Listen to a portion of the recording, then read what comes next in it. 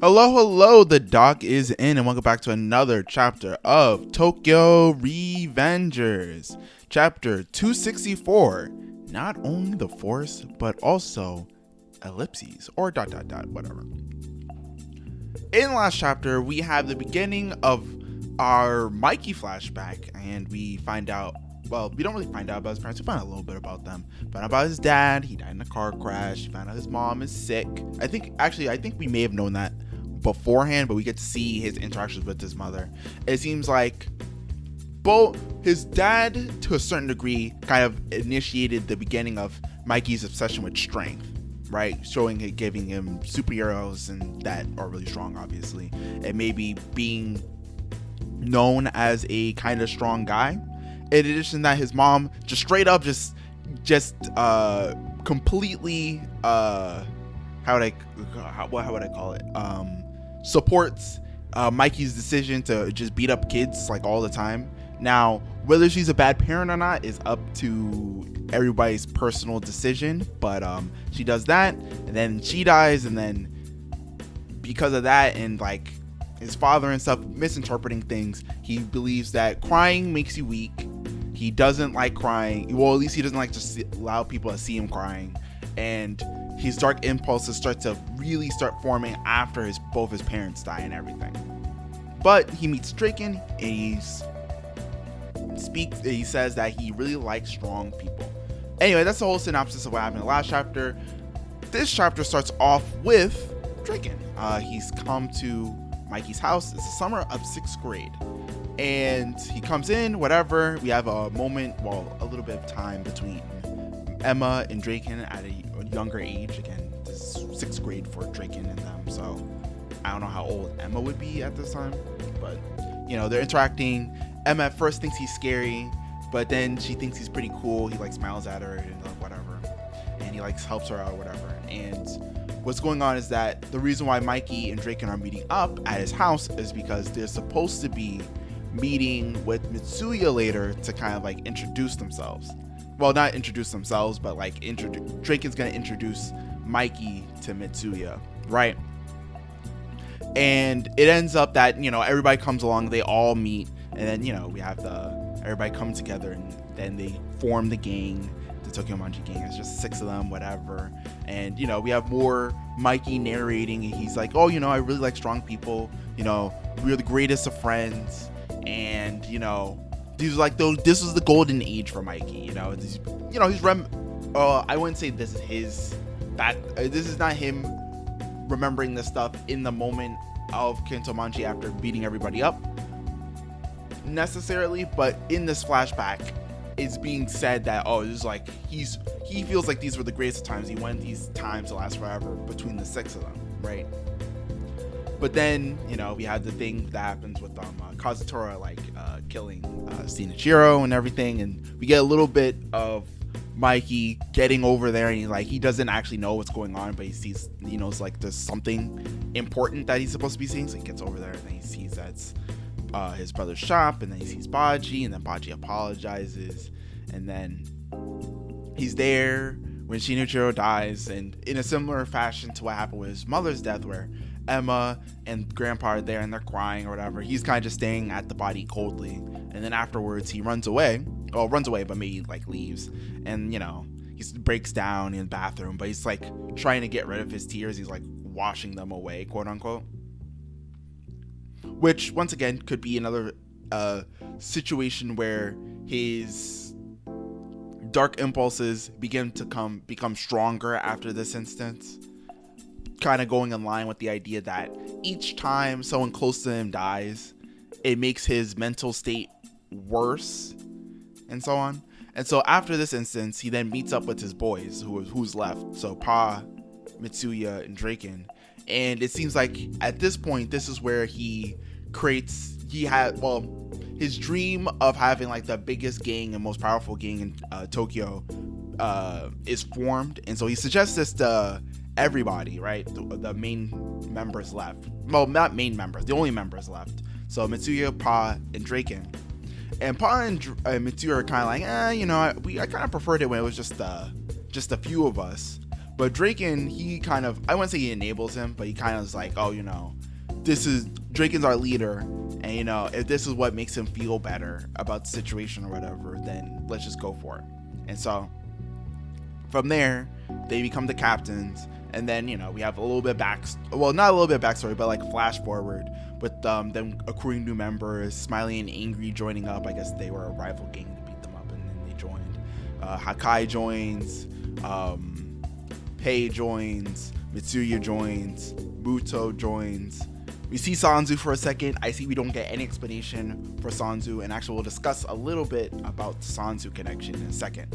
But we have all coming together. It seems like the gang's on a trajectory heading up. Things seem to be going well. We can say this is like if the golden era was just when it was just the 6 of them. After that, we could say this is like the rebirth era. So everything seems to be coming down, but things are reborn in a new way. So it goes from just a 6-man gang that's pretty strong and notable to being like a proper biker gang with a bunch of regular members and a full set of captains and everything. But then he mentions, when everything was going up, we got all our captains and everything. Then I met these two people. I don't want to say anything insulting because Takamichi's a part of this group. But when he meets these two people, this like changes his fate entirely. So once he meets Takamichi and Kisaki, once he met those two, his life was changed forever. And of course, we know the events that happen and everything, how the connection is formed. We may get a little bit more perspective on how Mikey saw these events. If we continue with the flashback, we might. I feel like we are, because the way it's kind of set up and everything kind of suggests that we're getting like a full view perspective of Mikey on everything that's happened, basically. And it also says to be continued on the last page, which this is. So I think that means that we're gonna get a continuation. Overall, chapter pretty decent. Thinking about this in terms of the overall story, again, for a lot of these events, we kind of either could assume this stuff or it kind of just makes logical sense of how this happened. The only part I would say kind of lends itself to some kind of interesting discussion is, well, actually, 2 or 3 things. First thing is that Mikey originally had the gang, right? We knew the gang was formed to help Kazutora because he had a problem with the Black Dragons, whatever, right? This shows that initially Mikey's intention with having his friends, these were just his close friends. And of course he likes strong people, so these guys are all strong in their own right, obviously. But these are just his close friends that he's kind of I wouldn't say working with, but these are just people he hangs around with. And so they formed a gang to kind of work together, but it doesn't really mean anything. It was not supposed to be a larger, all-encompassing gang originally. It was only after this Shinichiro thing that the purpose of the gang then becomes to become the biggest gang in Tokyo. Originally, it was just them hanging out, and technically they're part of a gang. The other thing that I noticed that I thought was kind of interesting was the part with Sanzu joining. It seems that when we start off this chapter, despite I believe in the last chapter, I think he's in 3rd grade or 5th grade, something like that. He's having the fight and he still has Sanzu and Baji together, right? And it's obviously after the incident with Sanzu's mouth. But when we have the gang be formed and it's Draken, Mitsuya, Pa, Kazutora, like I'm forgetting somebody, Baji, and everybody, whatever.